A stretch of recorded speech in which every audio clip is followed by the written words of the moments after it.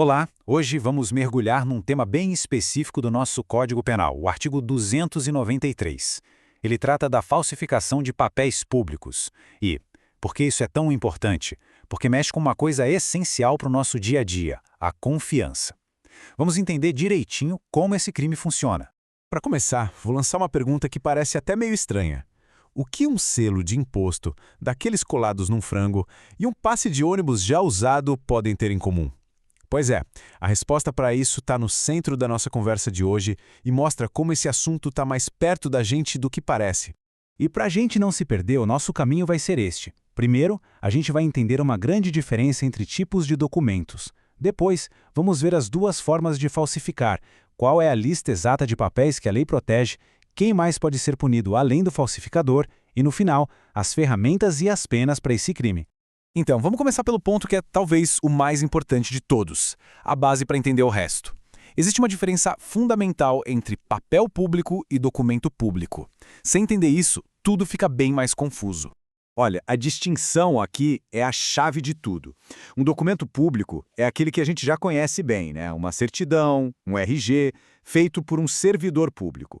Agora, o papel público, para este crime específico, é outra história. Ele faz parte de uma lista bem exclusiva, super restrita, que está lá no artigo 293. Se o item falsificado não estiver nessa lista, pronto, não é esse crime. Para ficar bem claro, a certidão de nascimento, o RG, esses são exemplos clássicos de documentos públicos. Eles são criados por um funcionário público e têm o que a gente chama de fé pública geral.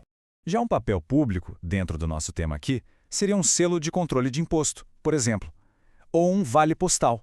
Deu para sentir a diferença?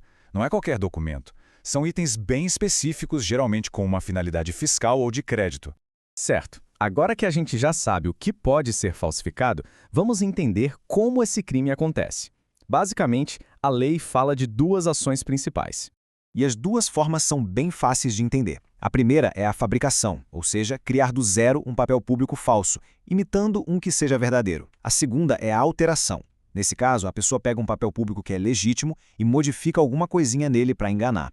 Bom, seguindo em frente, como eu disse, a lei é bem específica sobre quais são esses papéis. Vamos dar uma olhada nessa lista exclusiva do artigo 293.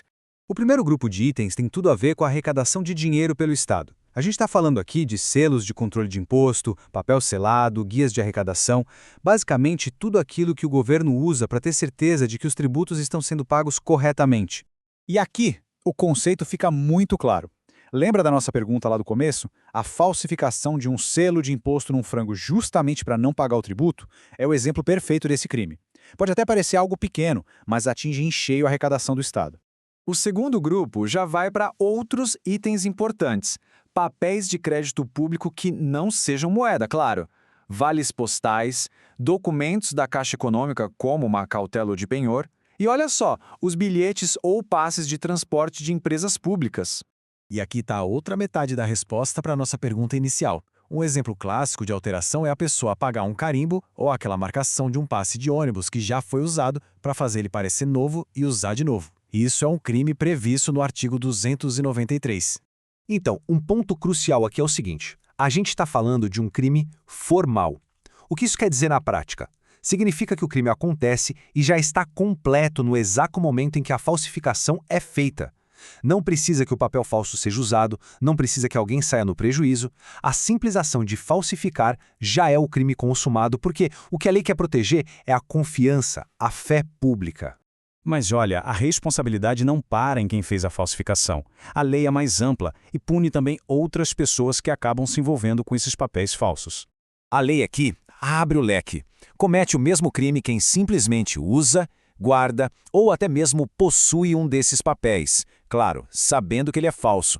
E a mesma coisa vale para quem negocia selos falsificados ou para quem vende uma mercadoria com um selo falso ou até sem o selo que era obrigatório. E esta citação resume tudo perfeitamente. A regra geral é bem clara. A pena para quem falsifica é a mesma para quem usa o papel falso. Para a lei, as duas atitudes são igualmente graves, porque as duas abalam a confiança no sistema. Para fechar, vamos falar dos bastidores do crime e das consequências legais. O que acontece com as ferramentas usadas na falsificação? E qual é a punição para tudo isso? A nossa lei aqui ela se antecipa. Existe um outro artigo, o 294, que diz que só o fato de fabricar, comprar ou até mesmo guardar objetos que são feitos especialmente para falsificar já é um crime. É o que chamam de crime obstáculo, que tenta impedir o crime principal antes mesmo que ele aconteça. Esse esquema do iter criminis, o caminho do crime, ajuda a gente a visualizar isso. Normalmente, a lei só começa a punir a partir dos atos de execução. Mas aqui, no caso das ferramentas de falsificação, a lei abre uma exceção e pune uma fase anterior, a dos atos preparatórios. E tem um detalhe jurídico importante aqui. Se a mesma pessoa que tem as ferramentas as usa para de fato falsificar um papel, ela não vai responder pelos dois crimes, tá? Ela responde só pelo crime mais grave, que é a falsificação em si, lá do artigo 293. Um crime acaba sendo absorvido pelo outro. E claro, a responsabilidade aumenta para quem deveria proteger a fé pública.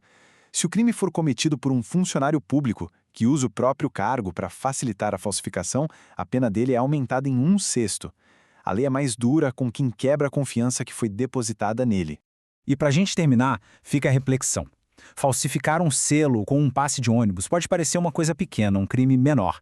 Mas qual é o impacto real disso na confiança que todos nós precisamos ter todos os dias nas instituições, nos produtos que a gente compra, nos serviços que a gente usa?